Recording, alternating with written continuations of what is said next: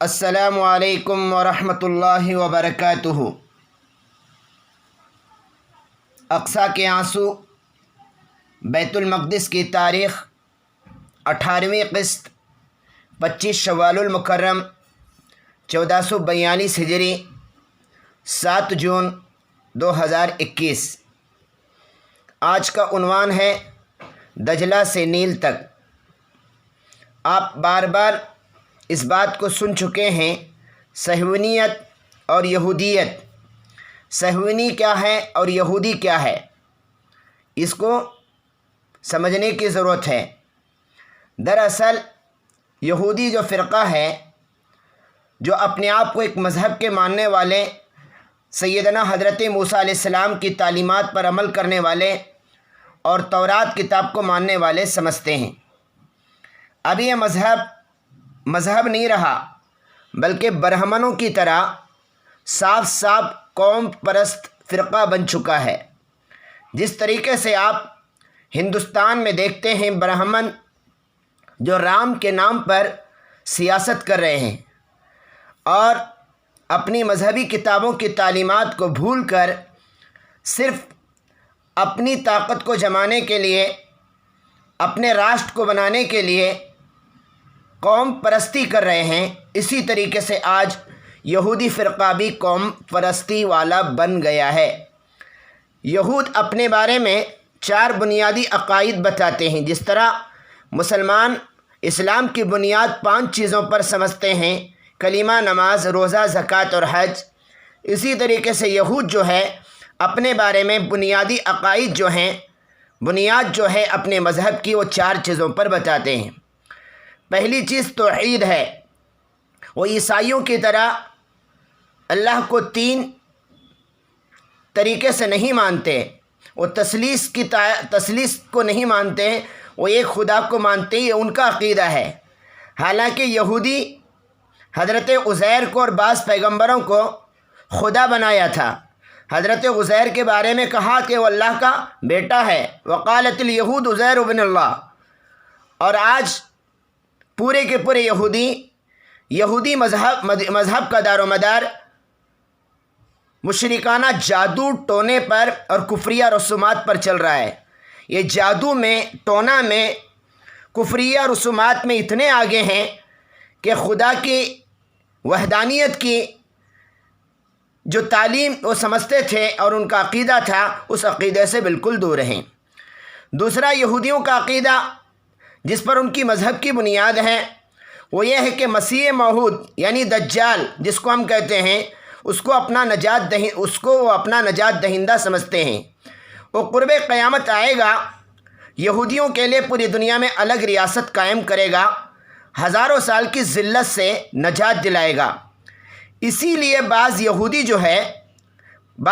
کے فرقے جو ہے، وہ فلسطین کے مسلمانوں پر جو اسرائیل ظلم کر رہا ہے اس کے خلاف ہیں۔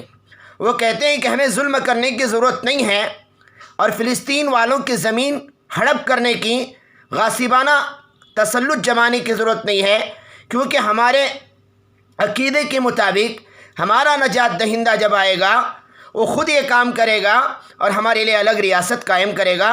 الگ ریاست بنانا یہ ہماری ذمہ داری نہیں ہے، بلکہ دجال کی ذمہ داری ہے۔ تیسرا ان کا عقیدہ جس پر وہ اپنی مذہب کی بنیاد سمجھتے ہیں، یہ ہے کہ وہ سارے دنیا کے مذاہب میں وہ سب سے زیادہ منتخب ہیں۔ اللہ نے سارے بندوں میں، سارے دنیا کے انسانوں میں یہودیوں کو منتخب کیا ہے، پاک کیا ہے۔ وہ اللہ کے بڑے قریب ہیں، اللہ کے بڑے پیارے ہیں۔ اگر وہ اللہ کے پیارے ہوتے تو پوری دنیا میں رسوا اور ذلیل ہو کر در بدر کی ٹھوکریں کیوں کھاتے؟ یہ ان کی حماقت کی دلیل ہے۔ چوتھا ان کا بنیادی عقیدہ جس پر ان کی مذہب کی بنیاد ہے، وہ یہ ہے کہ یہودیوں کی ترقی اور خوشحالی کے لیے ایک الگ وطن بنانا یہ ان کا فریضہ ہے اور اس کے لیے خلوص اور محنت کے ساتھ لگے رہیں گے۔ یہودی ایک مذہب کے مدعی ہیں، مگر وہ اپنے آپ کو مذہب کے پیروکار سمجھتے ہیں۔ لیکن صہیونی جو ہے، جس کو میں نے بتایا، صہیونی جو ہے وہ یہودیوں کے پہلے 2 عقیدوں کو نہیں مانتے۔ پہلے 2 عقیدے جو میں نے بتایا، ان کو نہیں مانتے کہ توحید کا عقیدہ یا اسی طریقے سے دجال جو آئے گا نجات دہندہ ان کے لیے الگ سے ملک قائم کرے گا، یہ دو عقیدوں کو چھوڑ کر باقی کے جو دو عقیدے ہیں جس میں یہ کہا گیا کہ سارے دنیا میں وہ سب سے بہتر ہیں، اعلیٰ ہیں اور وہ منتخب ہیں، یہ اور دوسرا وہ اپنے بلبوتے پر، اپنی محنت کے بلبوتے پر الگ ریاست قائم کرنا، یہ ان کا مقصد ہے۔ یہ صہیونی فرقہ ہے۔ صہیونی فرقہ صرف دو چیزوں کے لیے کام کر رہا ہے کہ وہ سارے دنیا میں سب سے بہتر ہیں، اعلیٰ ہیں، ان سے افضل کوئی نہیں ہے، اور دوسری چیز یہ ہے کہ ان کی زندگی کا مقصد الگ ریاست قائم کرنا، اس کے بغیر ان کو چین نہیں آئے گا۔ یہ اس مقصد کی تکمیل کے لیے اگر کوئی مسلمان ان کا ساتھ دے رہا ہے، کوئی عیسائی ان کا ساتھ دے رہا ہے الگ ریاست بنانے میں، تو اس کو بھی وہ صہیونی کے دائرے میں شمار کرتے ہیں، چاہے وہ یہودی ہو یا نہ ہو، اس کے ماں باپ یہودی ہو یا نہ ہو، لیکن اس کو صہیونی سمجھتے ہیں۔ یہ ہے۔ اب آئیے یہودیوں کے بارے میں، یہودیوں کا عقیدہ کیا ہے؟ قرآن مقدس کے اندر اللہ نے فرمایا، اے بنی اسرائیل کے بارے میں اللہ نے فرمایا، حضرت سلیمان علیہ السلام کی حکومت کے دور میں جو شیاطین تھے، اللہ تعالیٰ نے فرمایا ان بنی اسرائیل نے اس علم کی پیروی کی جو حضرت سلیمان کی حکومت کے دور میں شیاطین پیش کرتے تھے۔ سورہ بقرہ کے اندر اللہ نے فرمایا۔ اس کے متعلق حضرت مولانا عبد المجید دریابادی نے فرمایا، تفسیر ماجدی کے اندر جغرافیائی اعتبار سے یہ لکھا ہے، حضرت سلیمان کی جو حکومت تھی اس کے جو حدود تھے وہ دریائے نیل سے لے کر دریائے دجلہ تک تھے۔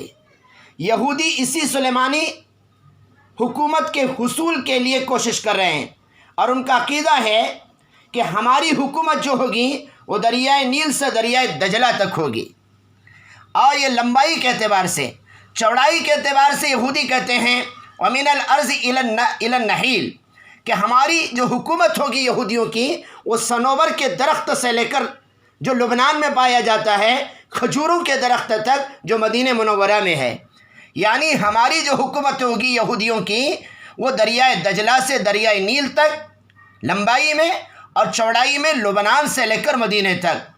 اس کے لیے یہودیوں کا جو جھنڈا ہے جو میں آپ کے سامنے ابھی پیش کر رہا ہوں، اور وہاں پر میں نے لکھا بھی ہے، وہ جھنڈے کے اندر دو نیلی لکیریں ہیں، دو نیلی لکیریں ہیں۔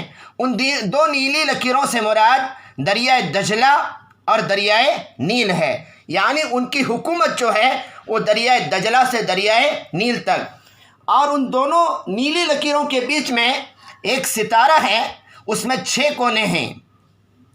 پہلے 3 کونوں کا مطلب وہی، مخلوق، نجات۔ دوسرے 3 کونوں کا مطلب خدا، اسرائیل، دنیا، یعنی وہ اپنے جھنڈے کے اندر بتا رہے ہیں کہ پوری دنیا پر ہماری حکومت ہوگی دجلہ سے لے کر نیل تک، اور وہ ستارے کے اندر جو 6 کونے ہیں اس کونوں سے بتا رہے ہیں کہ وہی کے اصل مستحق ہم لوگ ہیں، وہی ہماری طرف آتی تھی اور کسی کی طرف نہیں آتی۔ مخلوق میں سے، ساری دنیا کے مخلوق میں سب سے افضل مخلوق ہم ہیں، ہمارے علاوہ کوئی نہیں ہے۔